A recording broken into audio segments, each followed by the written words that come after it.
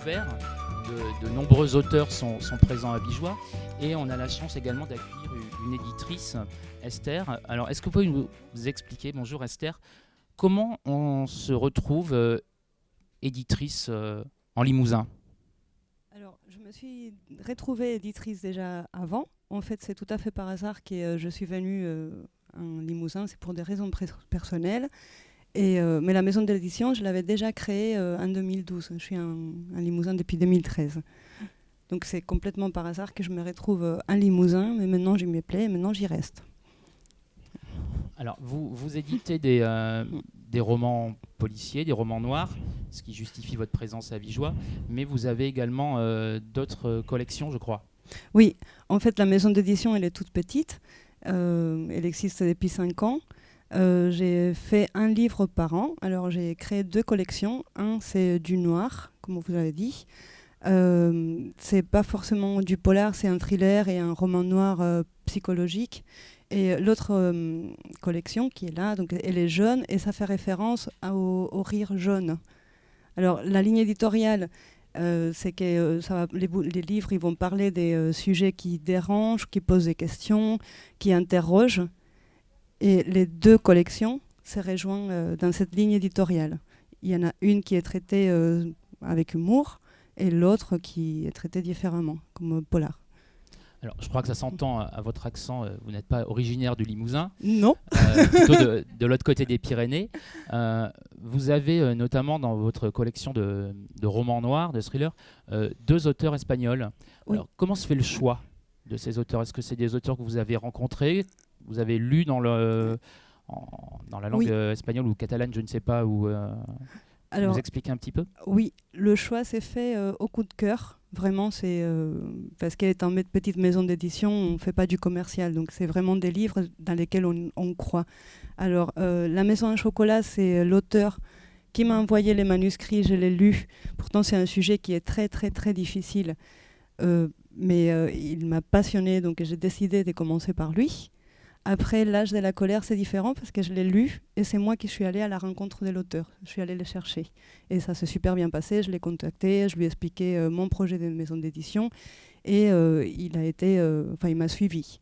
Et pourtant, c'est quelqu'un qui est très connu en Espagne. Il a été, avec L'âge de la colère, il a été l'équivalent du prix Goncourt en France. Il a été finaliste. Donc voilà. Mais il croyait à ces projets des petites maisons d'édition qui se battent pour faire connaître des titres ou des auteurs qui ne sont pas forcément connus, mais dont les contenus des livres vaut la peine. Donc c'est complètement des coups de cœur. Après, avec les autres 2, c'est en fait pareil, les auteurs qui m'ont envoyé un manuscrit, je l'ai lu et j'ai suivi. Alors, comme on est à Vigeois et que c'est plutôt le salon du polar, Oui. On va plutôt s'intéresser aux romans noirs.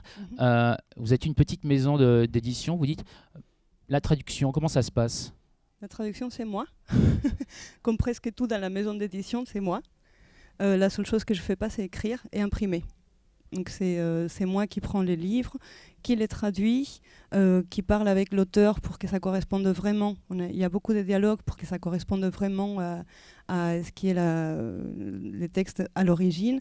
Et par exemple, dans La Maison en chocolat, il y a eu aussi de la réécriture. Voilà. Vous avez fait de la réécriture par rapport à la... Oui, avec l'auteur, oui, par donc, rapport au manuscrit. si on le lit en français, on n'a pas tout à fait la même version que ce qui a été édité en Espagne? En Espagne, celui-ci n'est pas édité. L'auteur, il a édité d'autres, mais celui-ci, je ne sais pas pourquoi, il n'est pas encore édité. C'est vraiment un manuscrit. Alors que L'âge de la colère, celui-ci, c'est une traduction d'un livre déjà publié. Donc en fin de compte, vous avez édité un manuscrit qui était écrit en espagnol, que les lecteurs espagnols ne peuvent pas lire, et que nous, en France, nous avons la chance de pouvoir lire. Oui, c'est ça. C'est une très très belle histoire. Merci. Oui.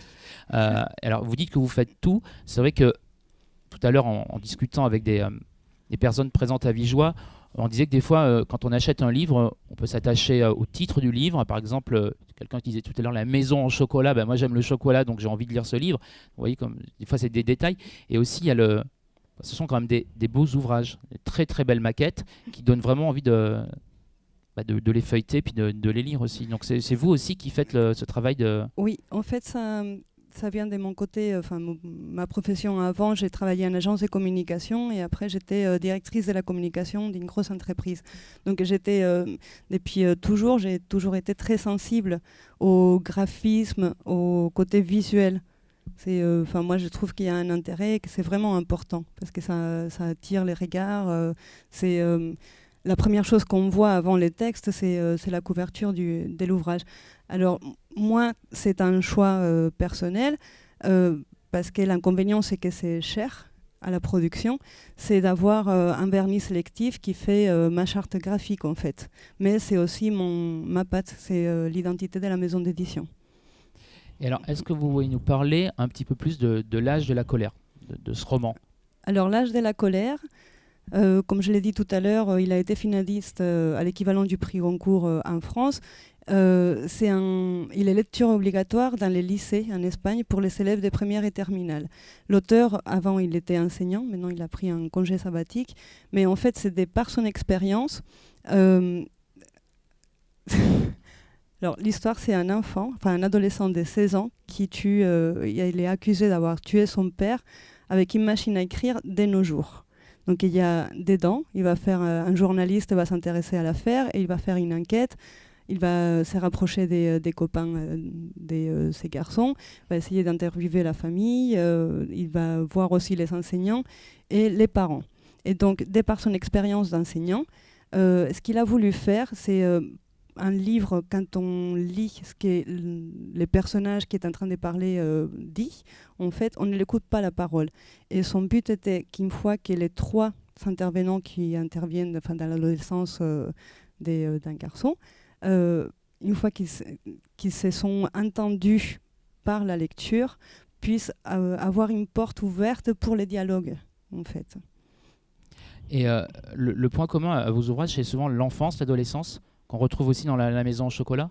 Oui, je constate au fil du temps que je fais une évolution. En fait. Dans les premiers, c'est une petite fille qui a 8 ans. Le deuxième, c'est les adolescents. Après, je monte un peu avec ceux qui sortent de l'université. Voilà, mais oui, mais ça, c'est complètement les hasards. En fait, Vous en avez été consciente après? Oui, c'est ça. En tout cas, ce sont des très beaux ouvrages et on a vraiment envie de les lire. Et je trouve que c'est bien que dans un petit salon comme Vigeois, où on s'attend à rencontrer des auteurs régionaux, des auteurs locaux, qu'on puisse aussi rencontrer des auteurs de langue étrangère traduits en français. Donc merci pour votre travail. Merci à vous. Très envie de découvrir ces ouvrages. Avec plaisir.